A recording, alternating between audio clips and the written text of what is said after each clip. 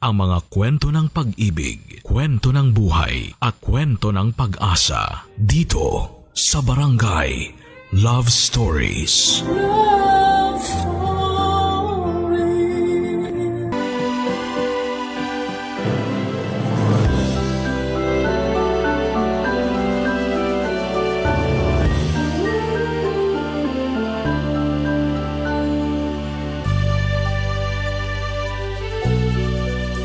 Anong sinabi sa'yo ng mga magulang mo nung nagdesisyon ka magtayo nitong kapihan mo?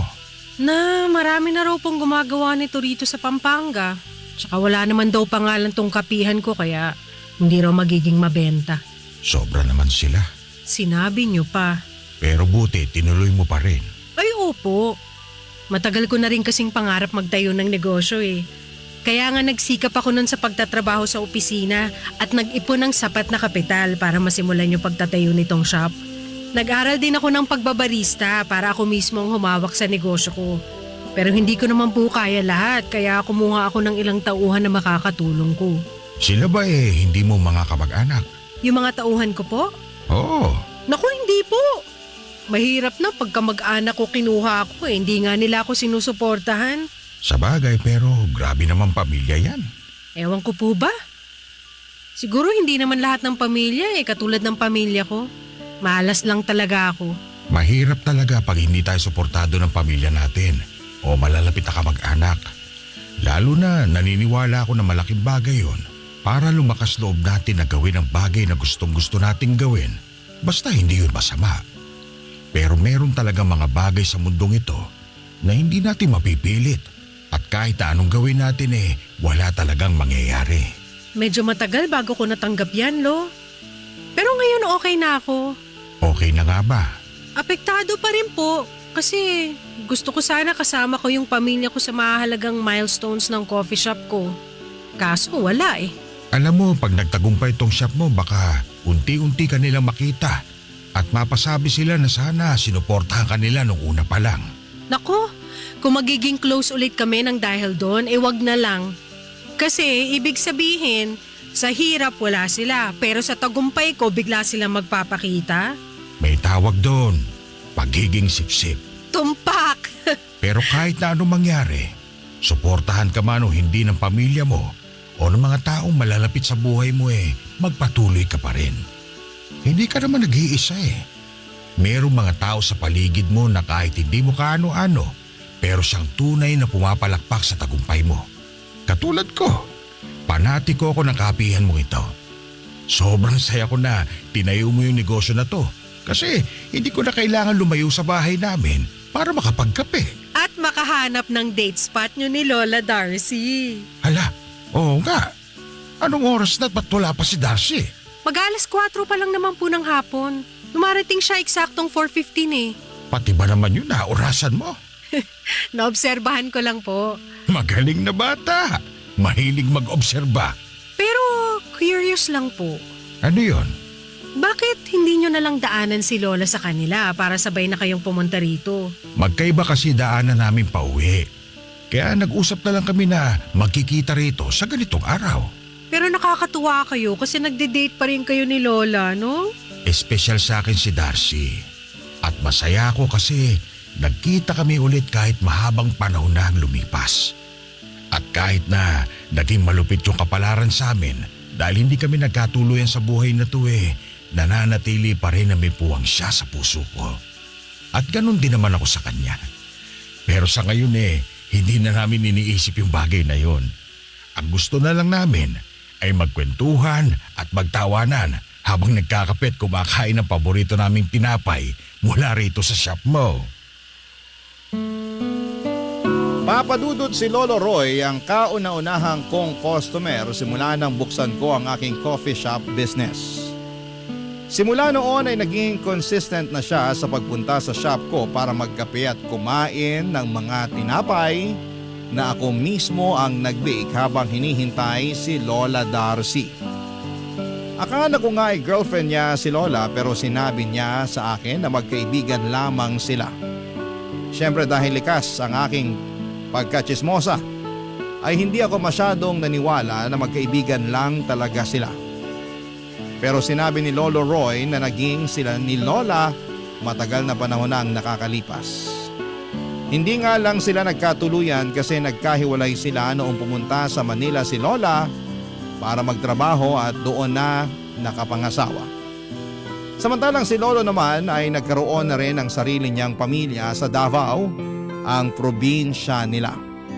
Taong 2023 nang pumunta siya sa Pampanga para tumira kasama ang apo niya at dito na ulit nag-cruise ang landas nila ni Lola. And for some reason, aaminin ko na iba't ibang emosyon ang nangibabaw sa akin ng mga panahong pinakikinggan ko ang kwento ni Lolo Roy. Nandun yung lungkot kasi nagkahiwalay sila. Panghihinayang sa relasyon nila at saya na rin noong nagkita sila pagkalipas ng mahabang panahon. At lahat ng yon ay lagi kong kinukwento sa boyfriend at kinakasama kong si Jello, Papa Dudut.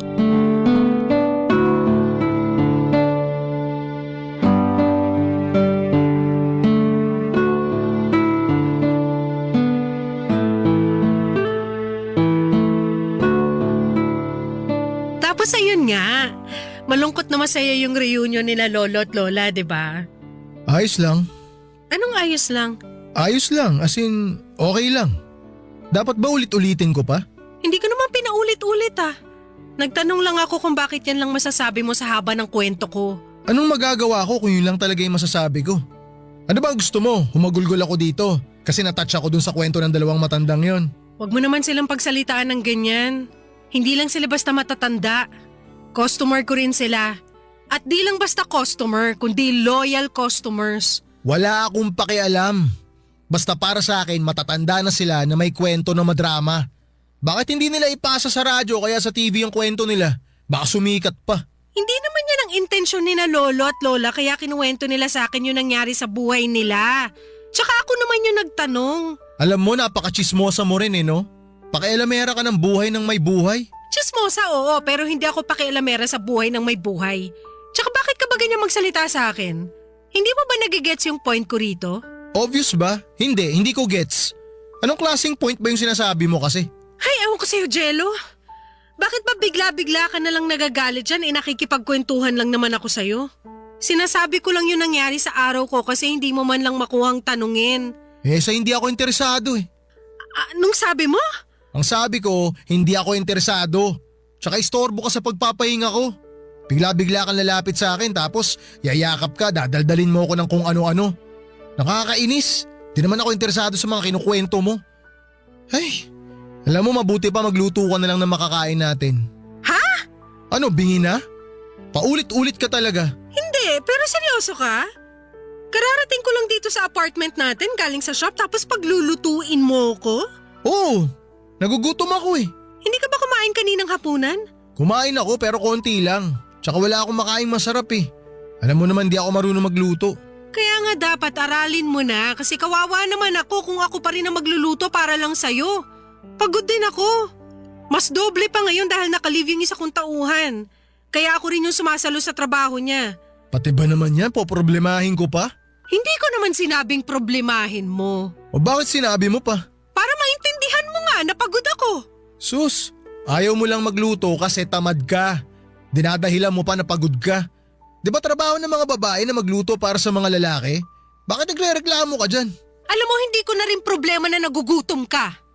Kung ayaw mo magluto ng sarili mong pagkain, wala na akong pakialam doon.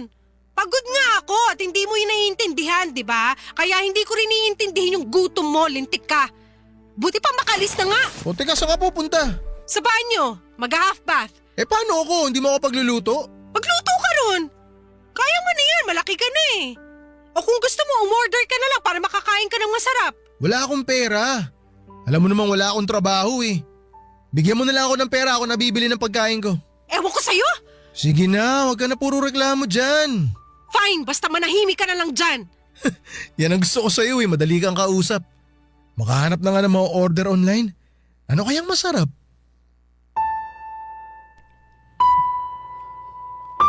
Papadudot isang buwan na ang nakalipas nang mawala ng trabaho ang kinakasama ko. Pero matagal na rin kaming magkasintahan at magka-live-in ni Jello.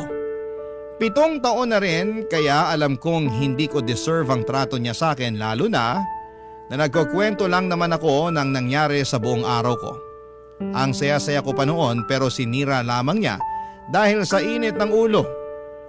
Ang sakit din noong tinawag niya akong tsismosa at nakikialam sa buhay ng ibang tao samantalang hindi naman yon ang katotohanan. Papa Dudut, alam ko sa sarili ko na mahal ko si Jello pero minsan ay napapatanong ako kung mahal niya ba ako dahil sa trato niyang yon sa akin. Hindi naman kasi yon ang unang beses na ganon niya ako pinakitunguhan. Kung ilalarawan ko ang personalidad ng boyfriend ko, masasabi ko Papa Dudut na meron talaga siyang ugali. Hindi lang sa katamaran niya sa bahay na mas lumala kasi alam niyang ako ang babae at responsibilidad kong gawin yon kahit na pagod ako maghapon. Nag-iiba rin ang ugali niya pag gutom pero pinapalagpas ko yon dahil mahal ko siya. Kaso Papa Dudut, imbes mawala o mabawasan ang pagod na nararamdaman ko noon, ay mas lalong bumigat ang aking pakiramdam sa tuwing kasama ko siya, Papa Dudut. Barangay Love Stories. Barangay Love Stories. Papa Dudut, alam ko na iba-iba ang tao. Lahat tayo ay may kanya-kanyang kagalingan sa mga bagay na ginagawa natin at para sa akin, pagnenegosyo talaga ang gustong-gusto kong gawin. Pero katulad nga ng kinuwento ko kay Lolo Roy noon ay hindi lahat sa pamilya ko ay sinuportahan ang plano kong pagtatayo ng coffee shop. Nakakalungkot kasi sila pa naman ang inspirasyon ko kaya nagsisikap ako sa buhay pero noong nagsikap na ako para sa aking sarili ay bigla na lamang silang nawala. Dismayado rin ako dahil hindi rin ako suportado ng boyfriend ko. Prinangka naman niya ako na hindi raw talaga magandang ideya ang pagtatayo ng negosyong coffee shop. Lalo at marami ang kakompetensya. Saka kakampi rin siya ng pamilya ko sa pangongonsensya sa akin dahil sinayang ko raw ang pinaghirapan kong magandang posisyon sa dati kong pinapasukang kumpanya kapalit ng negosyong walang kasiguraduhan. Kaya simula noon ni hindi pa umapak sa shop ko ang kinakasama ko. Personal choice naman niya yon at hindi ko naman siya pinagbabawalan, Papa Dudut.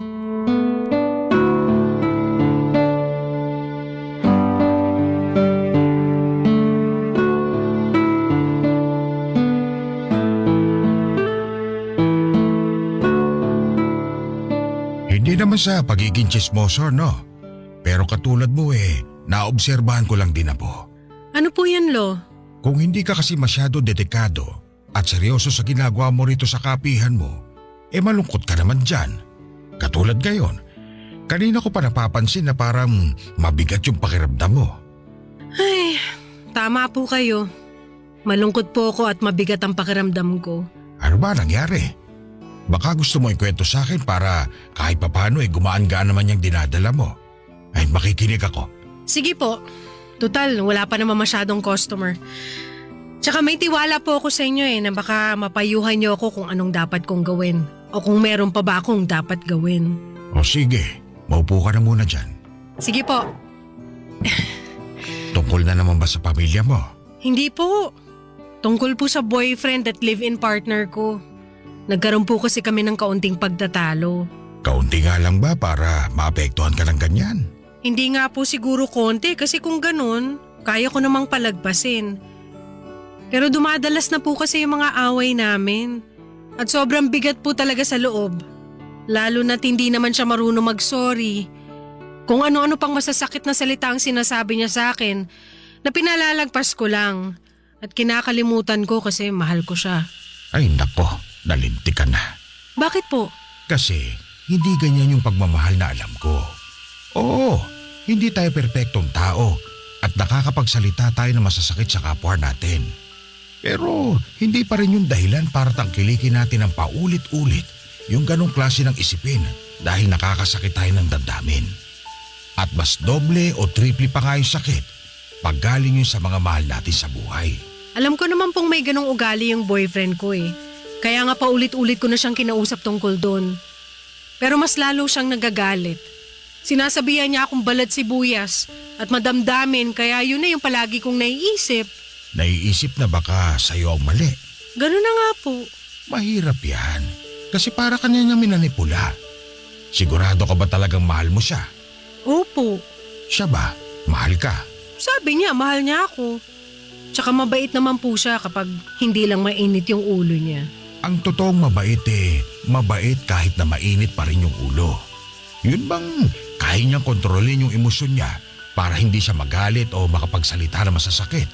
Lalo na sa'yo na nobya niya. Ewan ko ha, pero nakakalungkot lang kung ganyan ka tratuhin ng nobyo mo. Para kasing wala na siyang respeto sa'yo. Naisip ko na rin po yan, pero hindi ko naman magawang hiwalayan kaya tinitiis ko na lang. Bakit ginagawa mo yung sa sarili mo? Matagal na po kasi kami. Siguro, nangihinayang lang ako sa ilang taon naming magkasama. Tsaka pag naghiwalay kami, sigurado natatama rin na ako makipagkilala ulit. Kaya hahayaan mo na lang na manatili ka sa ganyang klase ng tao at relasyon. Kung oo, aba, mag-isip-isip ka ulit kung talagang mahal mo lang siya o may kasama na rin pagpapakatanga yung pagmamahal mong yan sa kanya.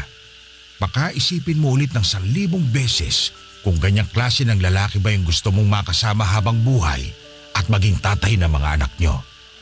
May kasabihan nga na hindi mapipili ng mga anak kung sino magiging tatay nila. Pero kayong mga babae, pwede niyong piliin kung sinong lalaking gusto niyong maging tatay ng mga anak ninyo. Naniniwala ako na ang pagrespeto hindi lang binibigay sa isang tao kapag nasa relasyon kayo. Dapat pareho niyong binibigay yan sa isa't isa. At kapag respeto na yung nawala, ibang usapan na yan. Papadudot aaminin kong gumaan ang loob ko matapos naming makapag-usap ni Lolo Roy. Hindi ko na nga lang namalayan na naiyak na ako sa labis na lungkot at frustration na bitbit ko sa personal kong buhay. Alam ko na dapat isinantabi ko yon, lalo at nagtatrabaho ako, pero buti na lamang at hindi ako hinusgahan ni Lolo. Nagkataon na kaunti pa lang ang tao noon sa coffee shop kaya nabigyan kami ng pagkakataon na makapag-usap. Pagkatapos akong alukin ni Lolo Roy matapos niya akong aluhin ni Lolo Roy ay siya namang pagdating ni Lola Darcy at dagsa ng ibang mga customers. Kahit nakakapagod itaguyod ang negosyo ko ay masayang-masaya naman ang puso ko. Kapag nasa coffee shop ako ay at abala sa aking sarili sa paggawa ng kape at pag-aasikaso ng mga customers, pakiramdam ko ay buong-buo ang aking pagkatao. At kahit na minsan hindi pare-pareho ang kita sa araw-araw, ay walang kaso yon dahil meron talagang araw na matumal at araw na malakas. Sa huli kumikita pa rin ang shop at nakakaraos kami. Kaya lang kahit na anong positibo ng pananaw ko sa buhay kapag nasa coffee shop ako, ay unti-unti naman naglalaho ang lahat ng yon kapag umuwi na ako sa nirerentahan naming apartment ni Jello, Papa Dudut.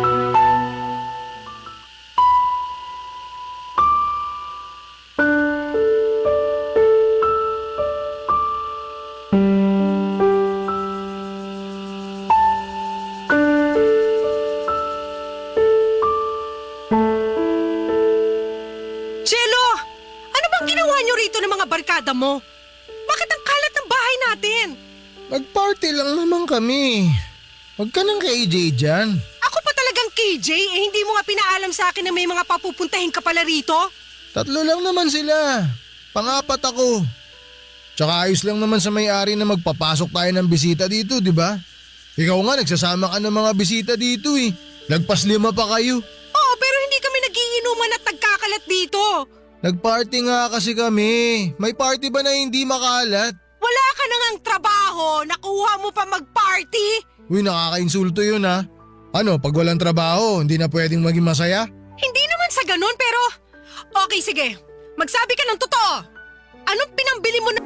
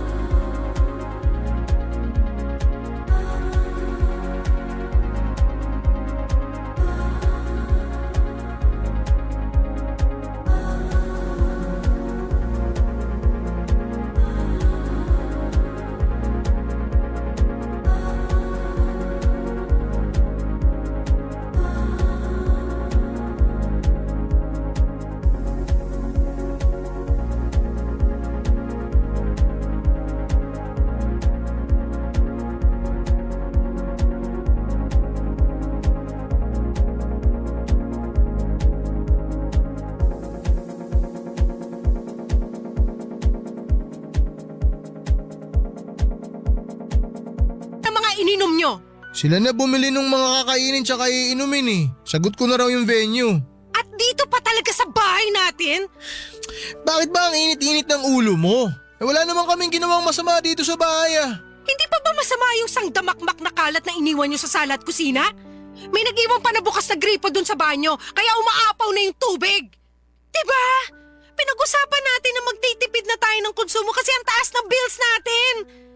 Umuo ka tapos hinayaan mo lang yung barkada mo na mag-aksaya ng tubig. O baka naman ikaw yung nakaiwan na bukas yung gripo sa banyo. Aminin mo na! Hoy, maghinay-hinay ka sa pagbibintang sa akin ha. Hindi totoo yan. Nanggaling na rin sa'yo na pinag-usapan na natin na magtitipid tayo. Hindi ako bobo. Kaya bakit ako mag-aaksaya ng tubig? Ewan ko na talaga sa'yo! Sumusobra ka na sa mga pinaggagawa mo na ikaw lang ang nagdedesisyon! Sino na lang ba ako sa pamamahay na to? Ikaw naman, kailangan mo pa ba talagang tanungin kung sino ka? Ikaw ang girlfriend ko. Ikaw ang kasiyahan ko. Mahal na mahal kita. Halika nga, paalik nga ako. Huh? Layuan mo nga ako! Ang baho mo! Huwag mo akong halikan! Bakit mo ako sinampal? Nilalambing ka na nga, nag-iinarte ka pa? Kung sampalin din kaya kita, ha?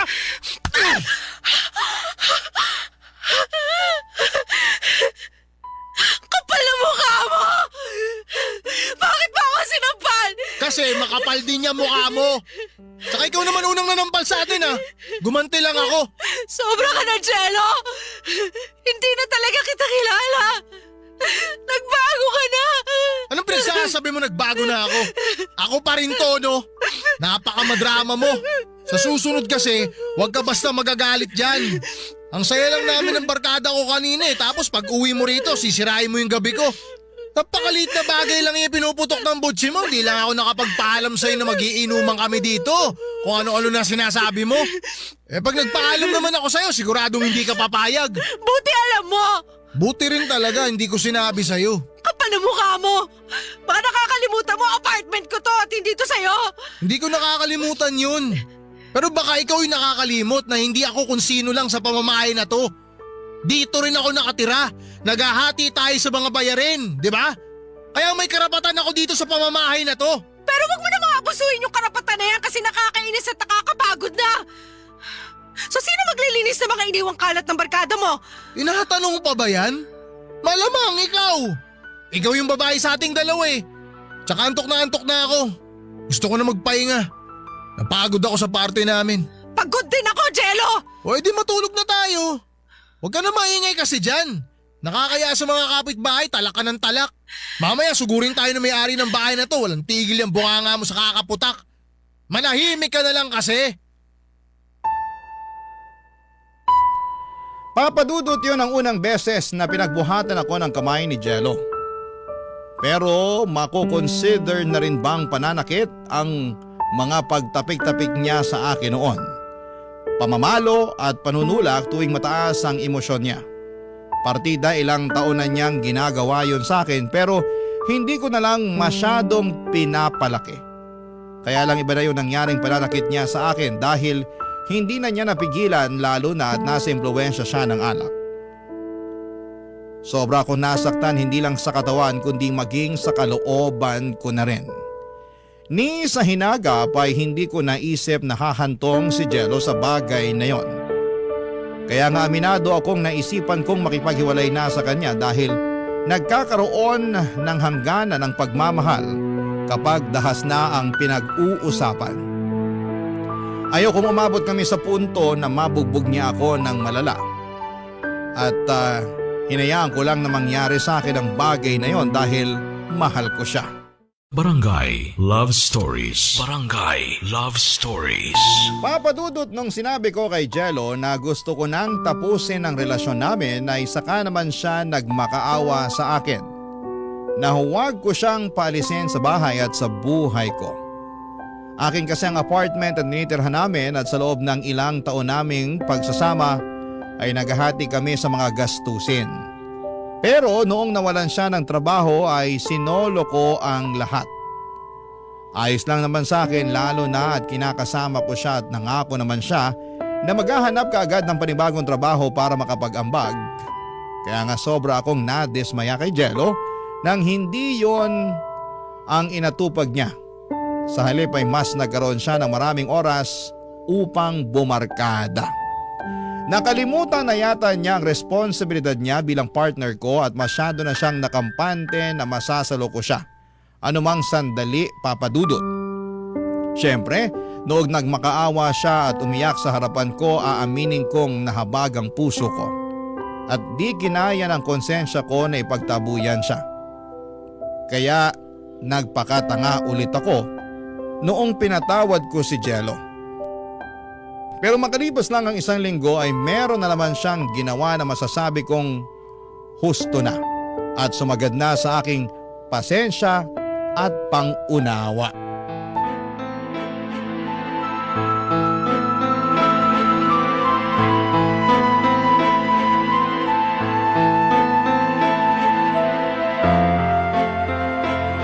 Hayop ka, Jello!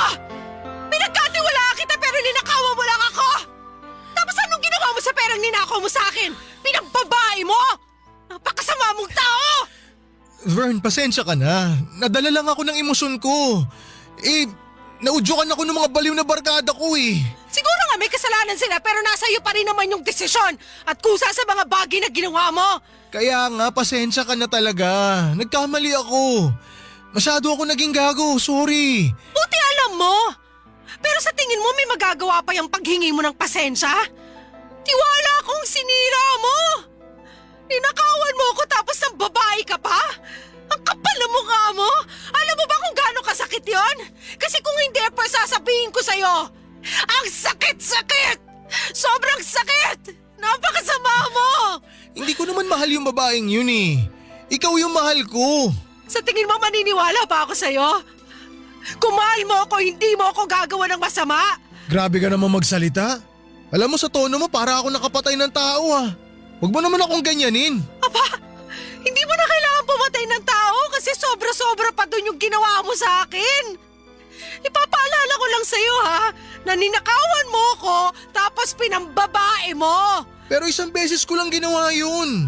Tsaka di naman ganun kalaki yung perang kinuha ko sa'yo ah. Anong hindi malaki?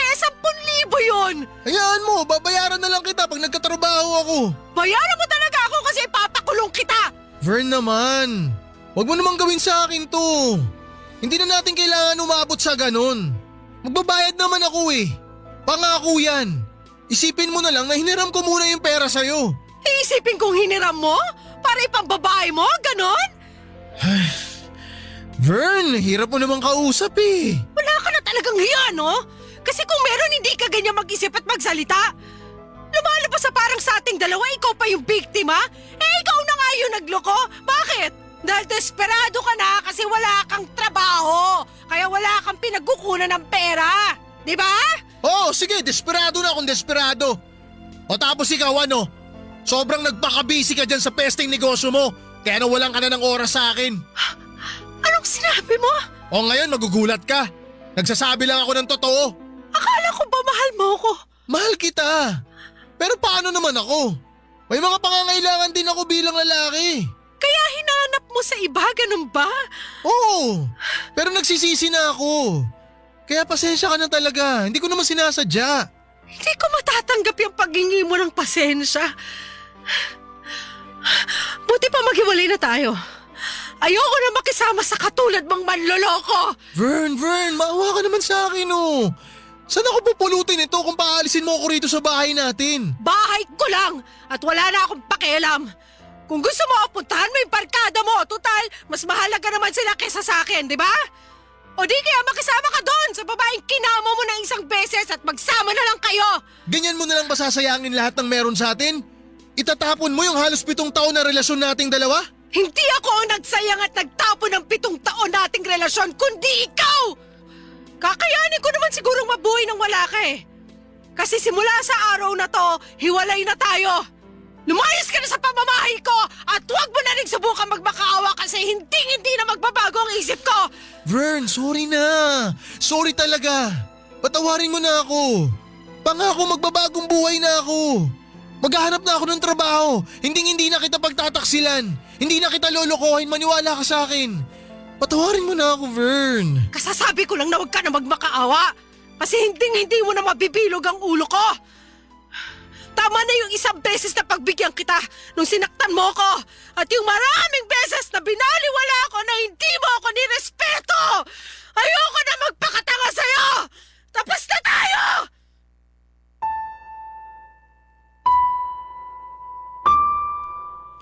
Papadudot pinalayas ko na si Jello sa apartment ko at hindi na ako naawa sa kanya.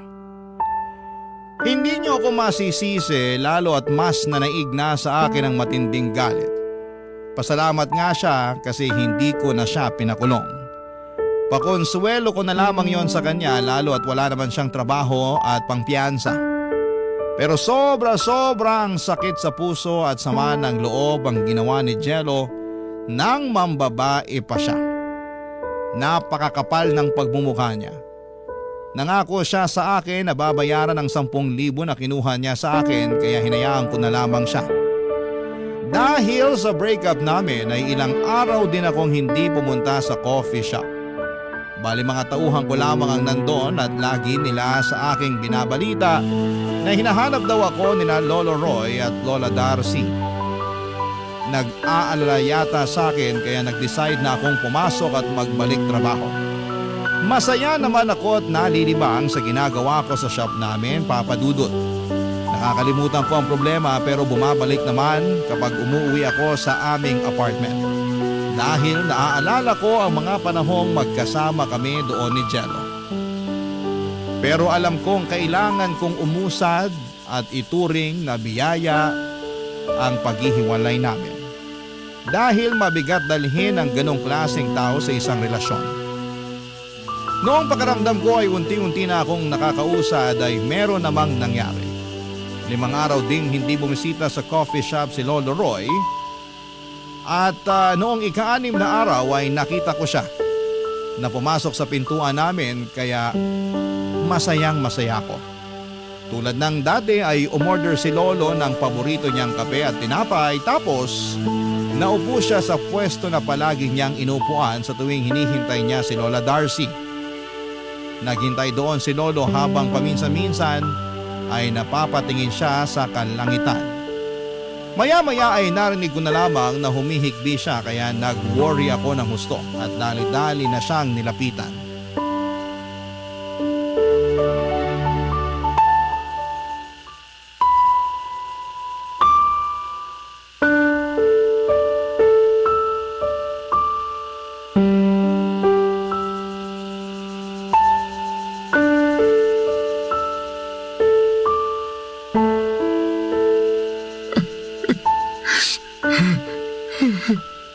Lo, bakit po kayo umiiyak? May nangyari po ba? Wala naman. Wala raw pero tingnan nyo oh. Ayaw tumigil ng luha nyo. Kaya nga pinupunasan ko na lang. Ay, hindi ko po kayo pipiliting magkwento. Pero nag-aalala ako sa inyo. Tsaka ang totoo niyan, Lo, ilang araw ko na rin kayong inabangan ni Lola Darcy na bumisita, tumambay dito sa shop ko. Tapos nung hindi kayo nakapunta, nalungkot ako. Napalapit na rin kasi kayo sa akin eh. Para ko na kayong lolo at lola kaya nga nung pumunta kayo ngayong araw, masayang-masaya na ako. Kaya lang nakita ko naman kayong umiiyak. Hindi ko lang mapigilan. Kahit naman lalaki umiiyak din, lalo kapag nasasaktan. Oo naman po. Tao lang din tayo eh. Pero lalo lang po ako nag-aalala sa nangyayari sa inyo. Pasensya ka na pero huwag ka nang mag-alala. Magiging maayos din naman ako eh. Kailangan ko lang ilabas tong nararamdaman ko. Buti nga na kaya ko na lumabas ng bahay namin para pumunta rito sa coffee shop mo. Baka po gumaan yung nararamdaman nyo pag dumating na si Lola Darcy. Siya lang kasi yung nakakapagpatawa sa inyo ng gusto eh. Oo, siya lang nga. Pero hindi na siya makakarating po. Ah? Bakit hindi po siya makakarating, Lo? Kasi wala na siya. Umanaw ng pinakamamahal kong si Darcy. Wala na si Lola? Yun din yung dahilan kaya ilang araw din ako hindi nakapunta rito. Wala akong lakas para lumabas ng bahay namin simula nung nalaman kong wala na si Darcy. Iyak lang ako ng iyak sa kwarto ko. Kaya alala sa akin yung apo ko. Pero wala naman akong magagawa.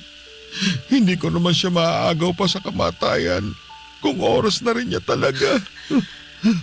Nabigla naman po ako sa binalita niyo. Pasensya na po, Lo. Okay lang. Parang ang bilis naman po nang nangyari. Parang ayaw po tanggapin ang utak ko na hindi ko na makikita si Lola.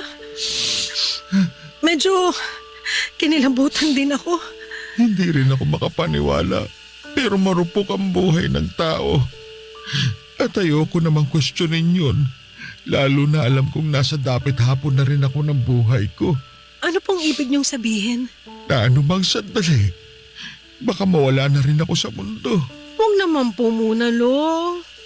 Wala na nga si Lola tapos pati kayo iiwan na rin ako. Hindi ko lang masabi kung ano ang pwedeng mangyari. Matagal na rin naman akong nabuhay sa mundong ito. At masasabi ko na kahit paano, nasulit ko naman. Malungkot lang talaga mabuhay kapag wala na yung taong mahal mo. Pero nandyan pa po yung apo niyo tsaka ibang pamilya na nagmamahal sa inyo. Pati ako nandito pa. Sabi ko nga para ko na kayong lolo at lola ni Lola Darcy, di ba? Malaki yung naitulong niyo sa akin. Lalo na kapag pinapayuhan niyo ko. Hindi ko nararamdaman na wala akong pamilya na nagmamahal sa akin dahil nandyan kayo. Alam ko na hindi natin hawak yung buhay pero sana piliin niyo pa rin mabuhay. Tatandaan ko yung sinabi mo. Salamat kasi gumaan kahit papaano yung loob ko. Mamimiss ko lang lalo talaga si Darcy. Wala na akong kakwentuhan at kaasaran pag nagkakapirito. Mamimiss ko rin po si Lola. At sana kung nasan man siya ngayon, masaya na siya at payapa ang puso niya. Yan din yung paulit-ulit kong hiling sa Diyos. At kahit na kinuha niya na sa akin si Darcy, nagpapasalamat pa rin ako sa kanya.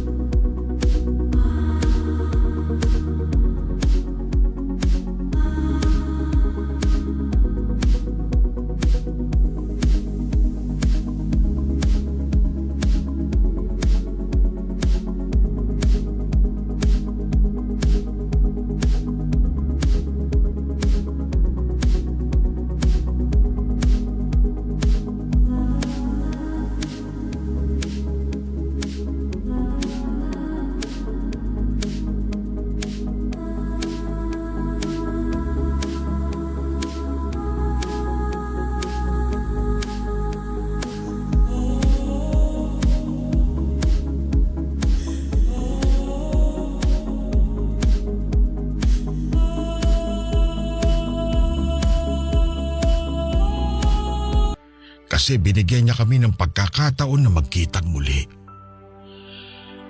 Ay, pwede ba akong makisuyo sa'yo, Apo? Ano po yun? Pwede mo ba akong igawa ng paboritong kape ng Lola Darcy mo? Para kunwari, kasama ko pa rin sa ngayon na nagkakape. Kahit na alam kong wala na siya at hindi na babalik pa.